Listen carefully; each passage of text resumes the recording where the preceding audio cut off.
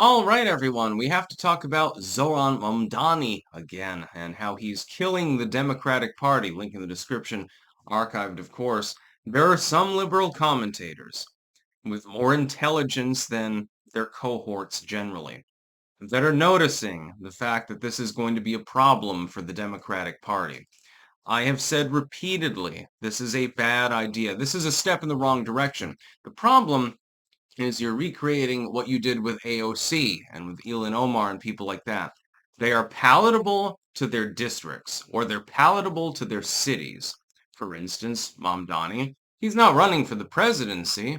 He's not establishing a federal platform. In fact, I don't even know that he's a natural-born citizen, so I don't think that he can run for that.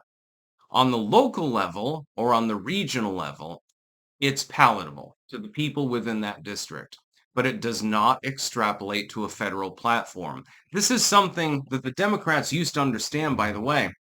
They used to understand if you're going to be a federal level party, you're not just going to be appeasing the people from areas where it's basically an echo chamber. The Republicans kind of understood this. What works in the middle of buttfuck Kansas probably is not going to work in DC. You need to have somebody palatable at a federal level. So somebody beyond Congress, beyond the mayoral region or gubernatorial.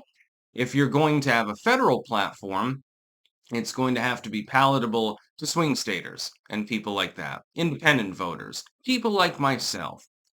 Mamdani wants government-run grocery stores. His platform is not particularly differentiated from the goddamn Soviet Union. It's literally not that different. We're going to subsidize everything. The government will run the grocery stores, thus pricing out the private market, by the way, and so on and so on forth. That makes sense within the area that he's trying to represent. It's perfectly fine in New York City. Yeah, he'll get voted for because he's the Democrat. Is this going to be helpful to the Democratic Party on the federal level? No, it's going to be a terrible time because then the Democrats are going to have to do one of two terrible things. They're either going to have to throw one of their own members under the bus, alienating the far left that agrees with having government-run grocery stores and rent freezes and things like that, or they're going to have to grin and bear it, thus alienating a bunch of voters that would have voted for them potentially, but they happen to be amalgamated in swing states. This is going to become a real big fucking problem for the Democratic Party, and to the handful of liberal commentators out there noticing this and speaking out about it, I agree with you completely, for different reasons. In my case, I say the Democratic Party clearly has not been punished enough. Clearly, they have not learned their lesson, and that dismays me, because I would really not like to be voting for the Republicans, honestly.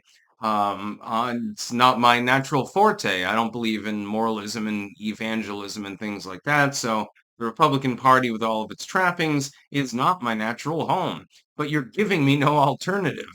Your alternative is, hey, we're going to have third trimester abortions, ban every gun in the world, send a shit ton of money to foreign countries that don't respect us at all, and now you've got this shit. We're going to elect literal communists.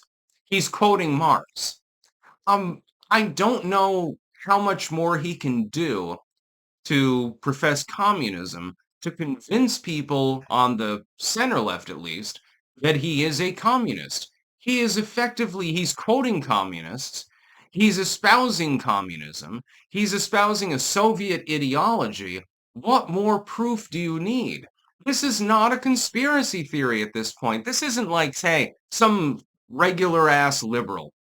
And they say, well, I think that we need a bit more environmentalism or something like that.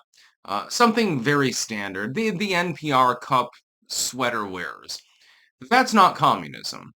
It's stupid, but it's not communism. It's just, few half steps away from it. In this case, we've got somebody who declares himself to be a socialist.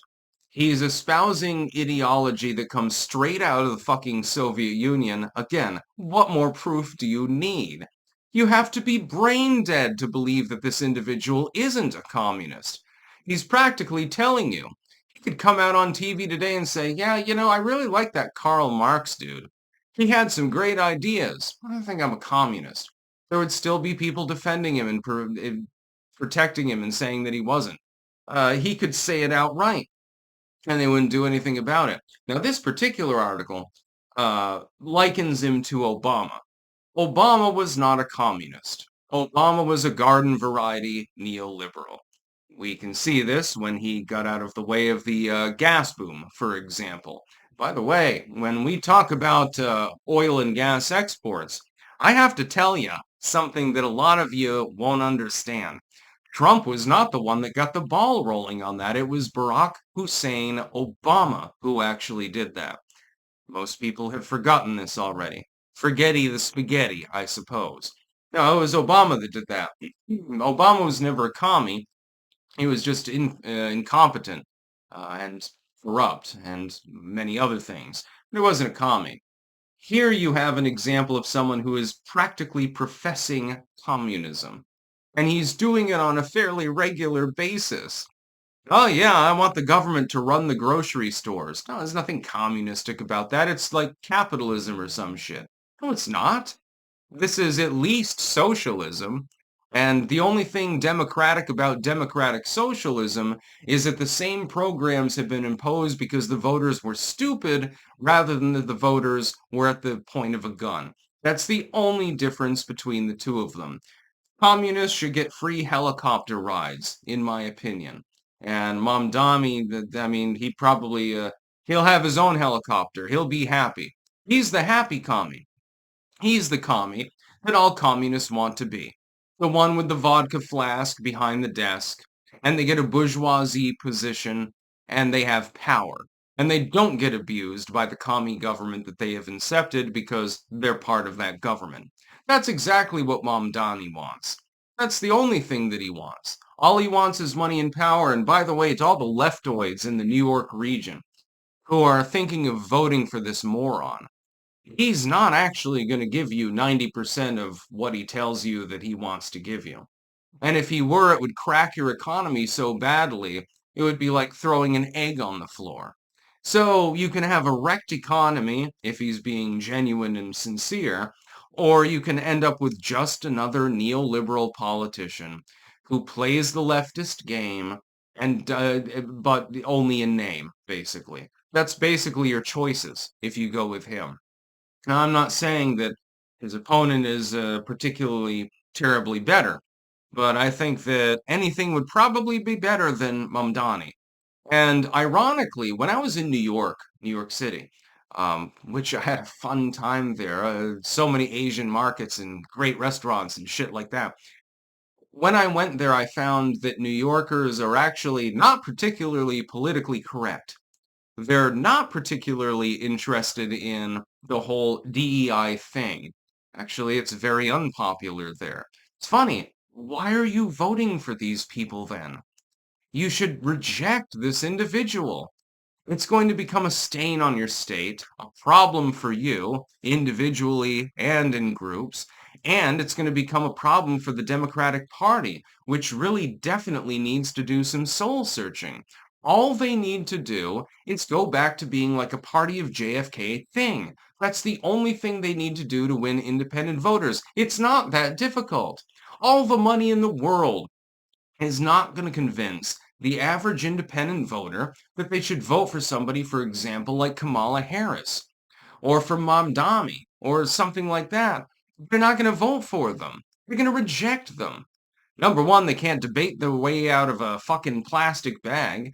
Number two, they're full of shit, commies. And number three, when they're not actual commies, they're still pretending to be commies.